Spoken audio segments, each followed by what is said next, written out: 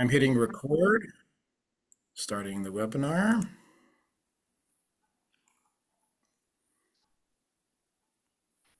Okay, good evening, dobry večer. My name is Ihor Michalchishin. I'm here in Ottawa at the UCC office. With us, we have our friends Jesse and Anne from the Yukon government, who will be giving us an interesting presentation tonight on life in the Yukon. So we have our attendees who've registered just starting to trickle in. I will take an opportunity to just welcome everybody to the webinar series and to note that we have one more webinar in March. It's been a very busy March. Next week, we have a webinar with the Canada Revenue Agency on March 27th called Державна допомога на дітей, or Canada Child Benefit. And that is the last webinar we're doing in March. We do have very exciting plans for April, May, and June, and we'll be announcing those in the coming weeks as well. So thank you to everybody who's taken the time to participate and watch our webinars thus far. We've been going from September onward. All of our recordings of previous webinars are available on the UCC's YouTube page, which I'll post into the chat at the end of today's recording.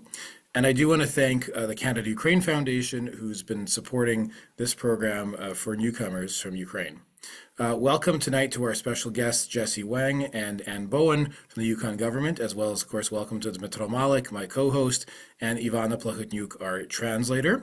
Якщо ви бажаєте чути цю презентацію на українській мові, прошу натисніть вниз на українську мову. There's an interpretation button at the bottom. You can choose English, you can choose Ukrainian. So Anne will be doing the presentation in English and Ivana will be translating into Ukrainian. There'll be a bit of a lag for those listening in English while we complete the simultaneous translation on the Ukrainian channel, but gives you more time to look at the slides and think about life in the Yukon. So I think if Anne and Jesse, there was just a couple of questions from Ivana about some acronyms in the chat. If you can take a look at that before we get started. I will, I think, turn it over to Anne. So away you go. Okay, well, thank you, and welcome to Yukon. Vachne, I'm sorry, I'm I'm just learning. Oh, dobry večer. Yes, good evening. Yeah. Thank you, thank you. Yes, thank you very much. Welcome to Yukon, and I am speaking with my colleague Jesse, and Charlene's in the background. We're speaking from Whitehorse, which is the traditional territory of the Kwanlin Dun First Nation and the Tanquachan Council. And we will be introducing you to life in the Yukon.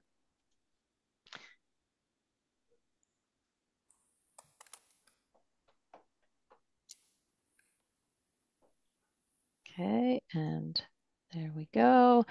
That's my second slide. So I will first introduce you with a very quick a 2-minute video that shows the scenes of the Yukon and lets people know of some very unknown facts about the Yukon.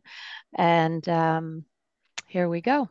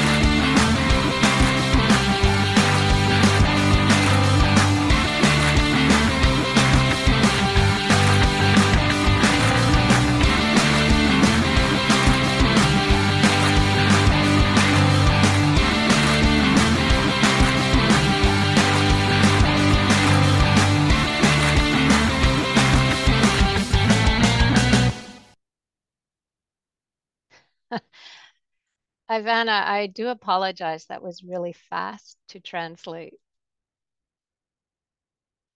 Oops. Oh, sorry. Next.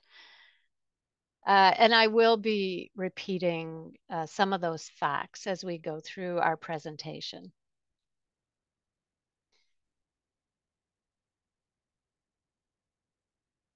Okay.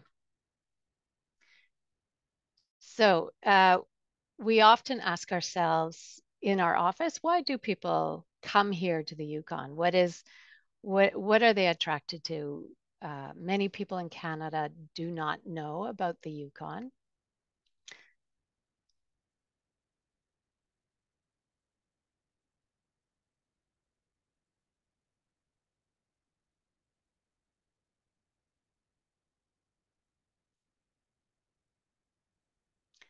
So we have the attractions are it is the lowest unemployment rate in Canada for the last 5 years. For example, unemployment rate in Yukon was at 3.9% in February, compared to Canada's unemployment rate of 5.8%.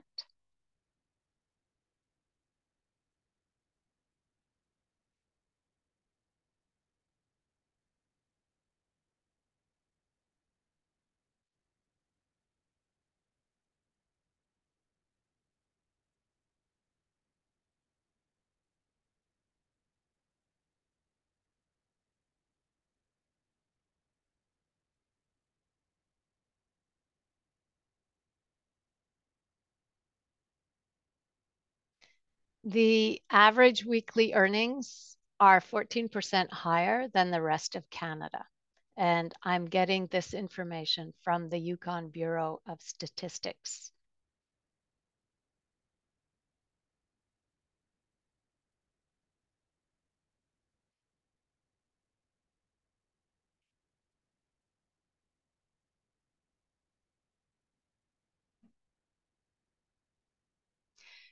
And so basically, it mentioned the population here is 25% First Nation.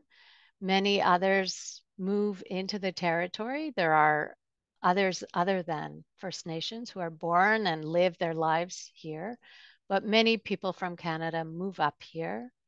And we often say it's either for love or money. So we move here because we've met someone, or we move here because we've found a good job, or we want to earn money.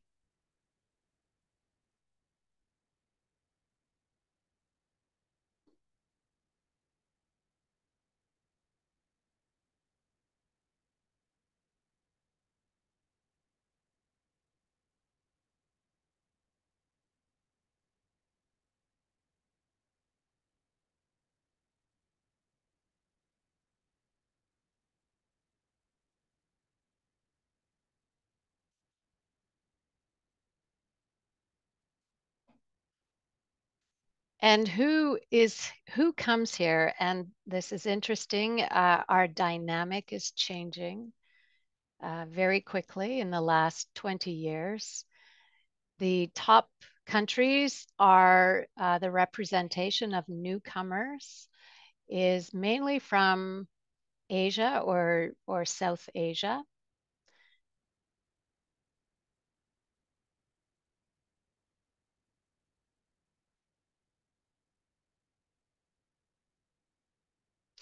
But can also see very low, but at the bottom and beginning to populate are Ukrainians.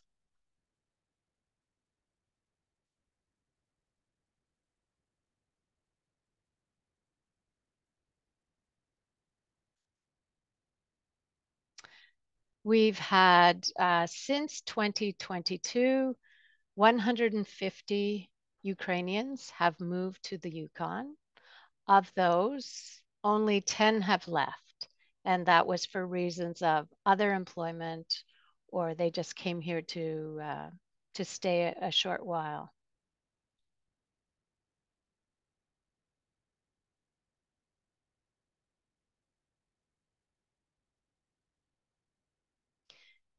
And my colleagues and I, Jesse and Charlene and myself, through the Yukon government, have set up the Ukrainian Family Support Desk, which assists those seeking residency in Yukon.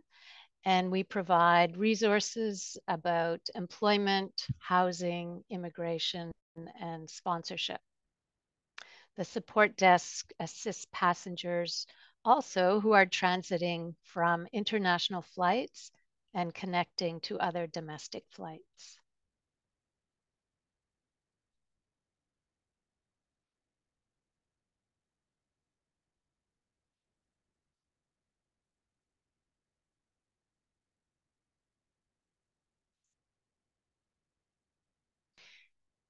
And of all the newcomers that are here, what do we ask? Why are we here? Why do we stay? And I think the majority is because of the quality of life. The positives and the challenges are the positive is a small city close to nature.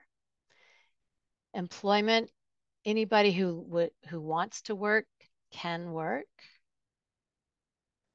The K to 12, the kindergarten to grade 12 have good school programs.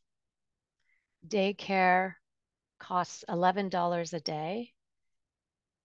We have a Yukon University, which offers academic and trades. And our communities, we have several small communities outside of Whitehorse, which are very friendly.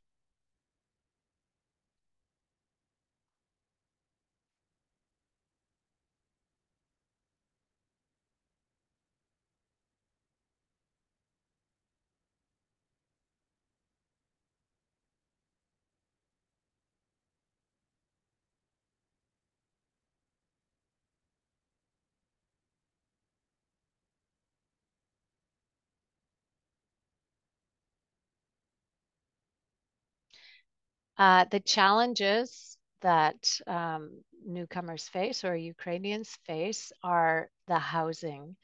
Uh, it's difficult as across Canada to find affordable rental housing, and our Yukon Ukrainian Association has been volunteering to assist many people with that. The other second challenge is the English language, and you need to speak English to be able to work, as most people are English and or French here, mainly English. And that is provided through either settlement services, provides English language lessons, or people learn English through immersion at work.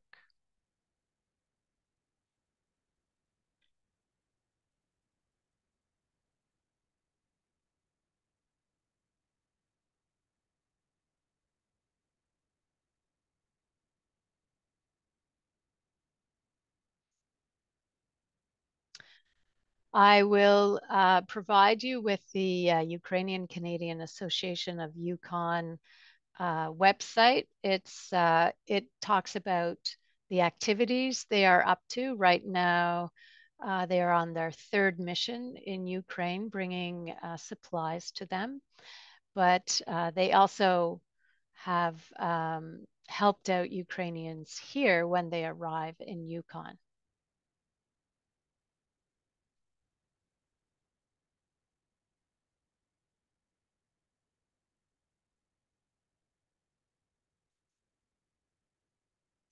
So I will talk about employment.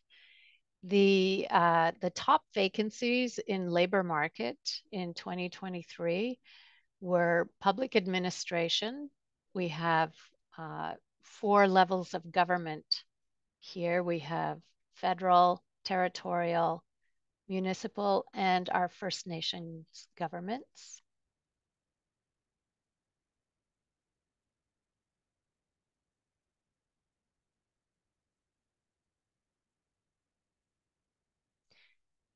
Uh, just like across the country, healthcare workers. However, you do need your professional regulation for that.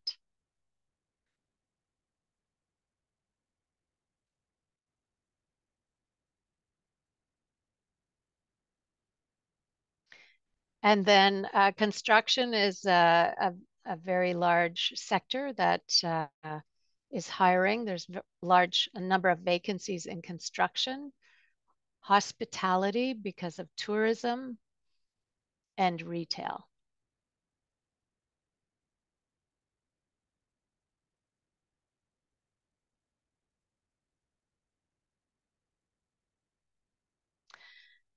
And we've just put in the professional licensing contact or email link in the chat.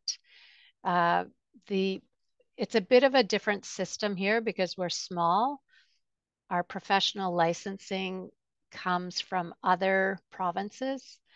And so most healthcare workers need to be registered. But of the trades, there are only three, and that's electrician, gas fitter, and oil burner mechanic.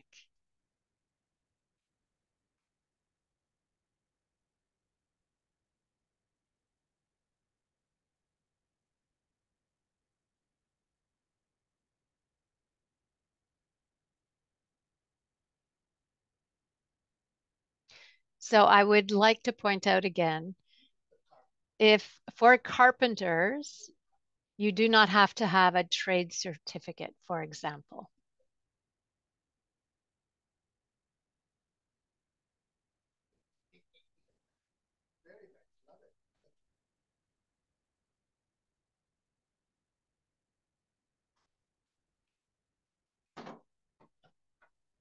So I'd like to recommend three websites to find work, to find employment. The first one is Canada Job Bank. Then there's UWin and Employment Central, and I'll show each site address.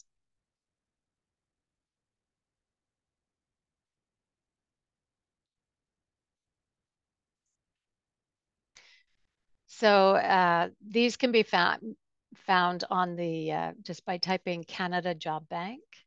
They're good ways to find. You might be familiar because it's across Canada. It's run by the government, so it's fairly safe. And I think Jesse has the site address in the chat.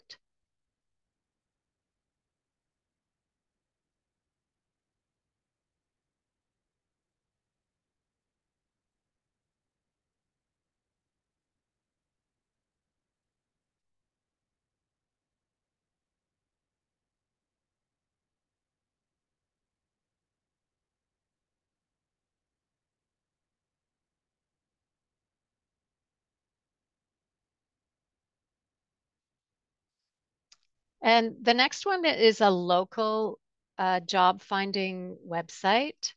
This is also government funded, and it's a very good job site to look because you can see all the jobs that are available rather than typing in what your occupation is. You could see what's out there because you can be more flexible in finding work this way.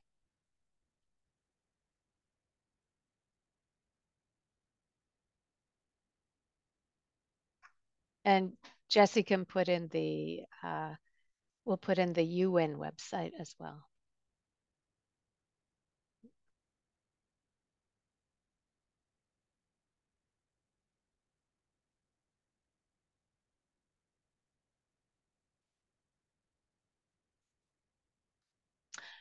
And the third place is connected to Canada Job Bank and UWin.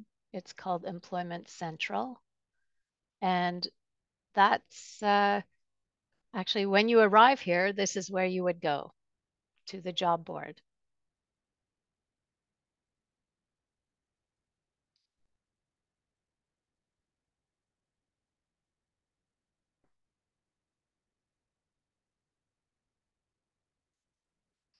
Okay, so that's how you find work here. Also, I should add face to face, go in and visit, meet the employers. That always works.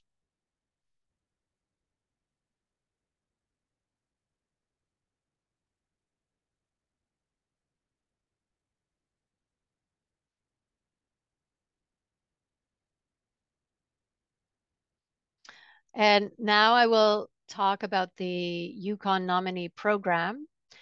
Most of you might have an open work permit at the moment, so you could find an employer. Once you have the employer, then you could ask for um, the employer sponsoring you through the Yukon nominee program.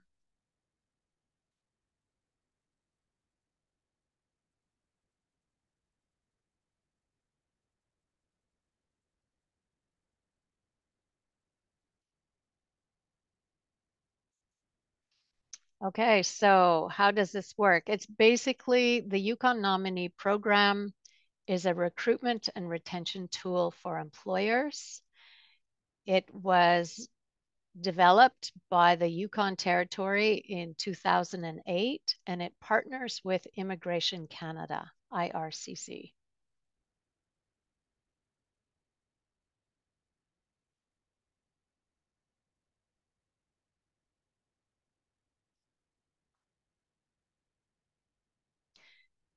One of the things that the program ensures is that the priority of the labor market goes to Canadians and permanent residents, and then to foreign workers.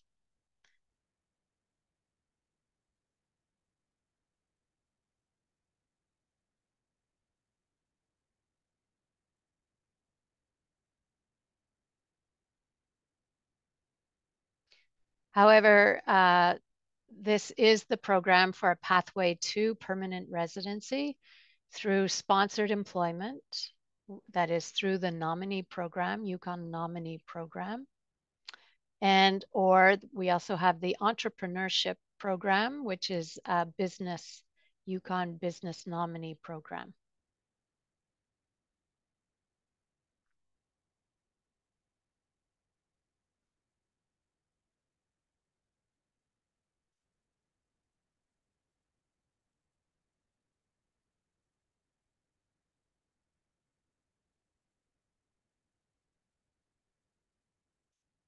Okay, here are the very simple steps. First, the employer and the employee match. So for example, those three job websites I showed you, you look for a job, you find an employer, the employer says, yes, I'm interested. And you also ask, can you nominate me in the Yukon nominee program? That's number one.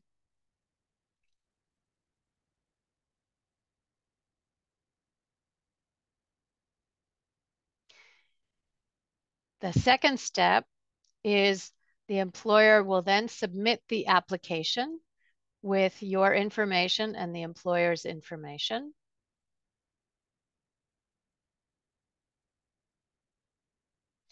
The third step, which takes about 12 to 16 weeks, the application is approved and the application will support the application for a closed work permit.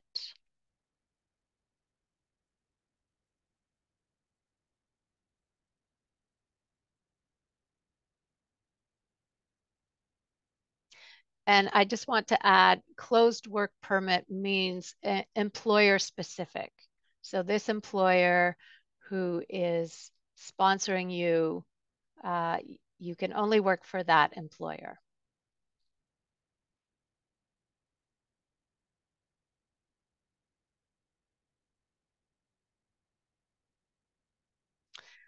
Once it's approved, you have your work permit, you start to live and work in Yukon, and at the same time, you apply for your permanent residence.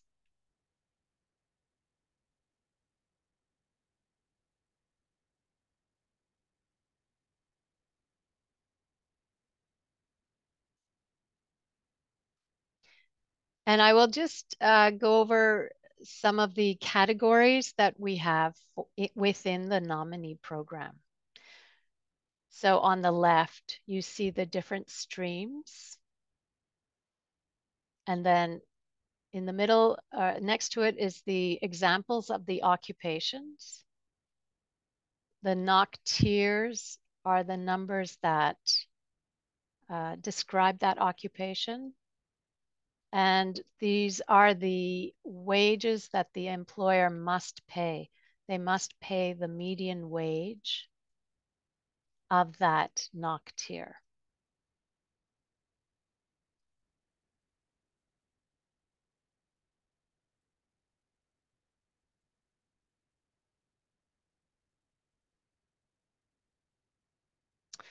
That's for the critical impact and the skilled stream. There's also the community program, which is outside of Whitehorse. It has a bit more flexibility in that the employer can hire you for up to three different occupations, or it could be a combination of different employers who have seasonal work to offer.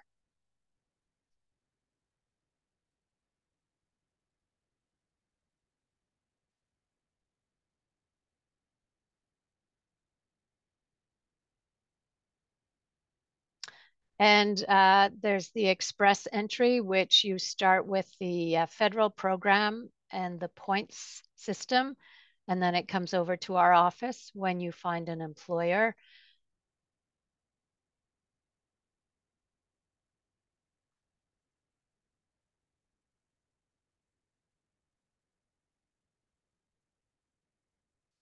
And finally, the Yukon Business Nominee Program. And that is for those with entrepreneurial spirit who would like to start a business. And Jesse has the links to that. He also runs the business nominee program. So I believe the starting required investment is 300,000. So there's different point systems with that.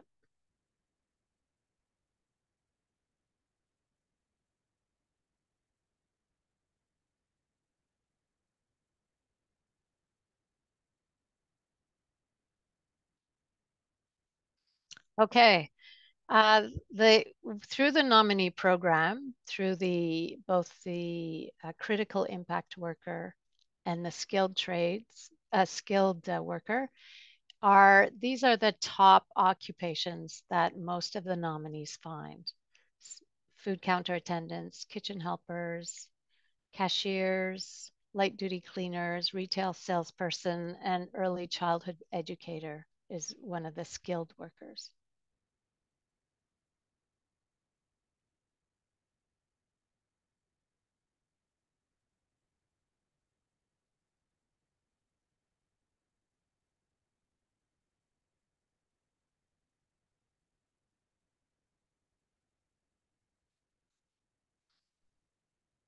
The responsibilities of the foreign national is if you look at both skilled worker and critical impact worker, you need the job offer. There's a difference of related experience with the critical impact, which is the is 6 months of related experience, and the skilled worker needs 12 months of related experience.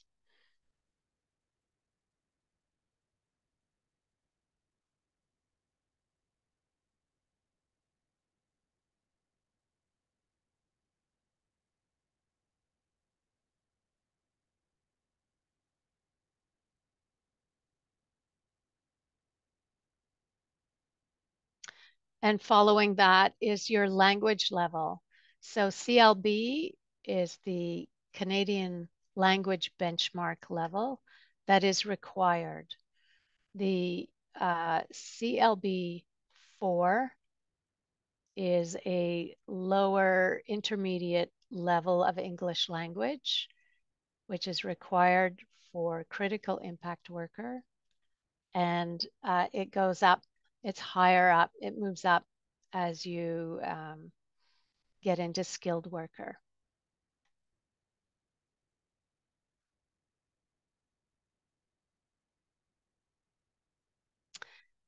And finally, the employment that you find must match your experience, and you must do the job that is applied for in the job offer.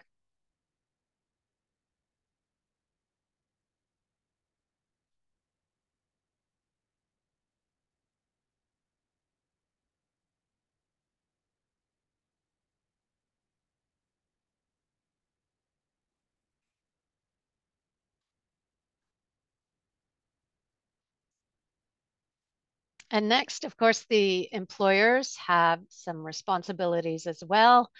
They must have been in operation for 1 year, minimum of 1 year. They must advertise continuously what the job offer, even during the time that the application is being assessed. And they must offer the job up to 1 year, full time. And yeah, I'll stop there so Ivana can go ahead.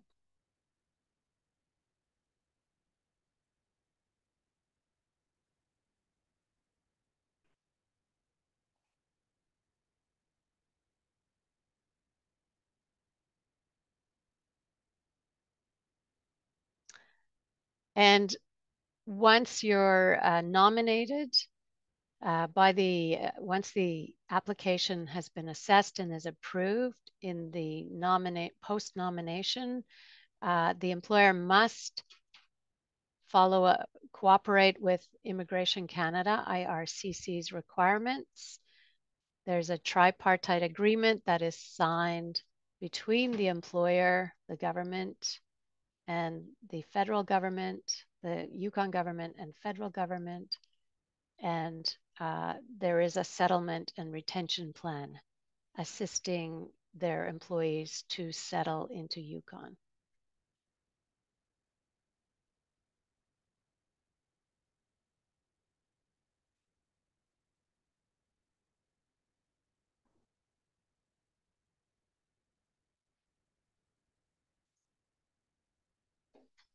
So there we are. We hope to see you in the Yukon. This is myself and Charlene and Jesse, along with the Shortkeeve delegation visit that came.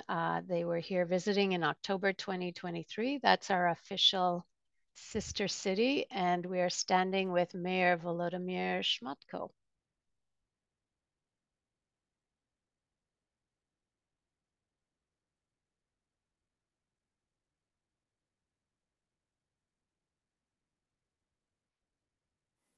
So thank you for listening. Are there any questions? Thanks for this presentation. Yukon is one of the places that I want to visit.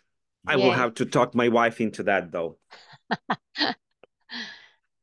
Okay, so I think there is just one question here, but I do have a few from myself. So there is a question from the participants. Is there any age limit to apply for permanent residency? No, there's no age limit. You do need to be 18, though. Okay. And I'm just going to wait for a few seconds until Ivana translates. The question that I have is there any timeline for the provincial nomination? And, is it like weeks or months? I'm asking this because we're seeing that other provinces now they're delaying the provincial nominations like, a month or half a year. For example, Manitoba, in Manitoba, it takes up to 9 or 12 months to get a nomination from the province. Okay. So as of today, no, there isn't a delay. However, I'll give you the timeline. Once the application is submitted, so after the job match is found, the application is submitted by the employer. There's about 16 weeks of assessment. And then if it's approved, then the nominee applies for permanent residency, and that would take whatever the Immigration Canada timeline is. So that's the timeline is 16 weeks. Okay, thanks for that. And my understanding is that there are a few streams in the program that don't require employees to register through express entry, right? They can skip that. Okay. Absolutely, yeah. Yeah, I don't have any other questions. Yeah, I think the provincial program is straightforward. It's attached to the employer. There is no way to immigrate other than through the job. Well, there's business immigration, but it's different, right? So. And of course, there's all the federal programs, but this is just the Yukon government program. Yeah. All right. Thank you. Thank you, Anne, and your team. You did a great job explaining everything to us, so I don't see a lot of questions, but I think we've all learned a lot tonight. So again, we thank you for reaching out to us for this information session. Thank you for the great work you've been doing welcoming people. We've had a little bit of connection with the community there in the Yukon, and we hope that in the nearest time they will be part of our UCC family, with our Federation of Ukrainian Communities. So we look forward to talking to them about that. And we wish you well and hope that you'll see a couple more Ukrainian families contact you. Well, that would be great. We're always welcoming more. And thank you for contacting us. Okay. So on that, we're going to wrap up tonight's webinar. Дуже дякую, as we say. Thank you very much.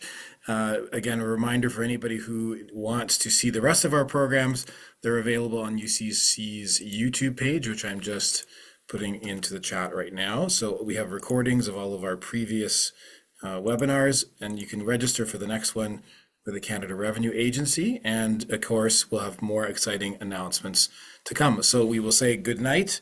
Bon nuit, dobranic, and thank you very much. Bon nuit, dobranic. Bye-bye.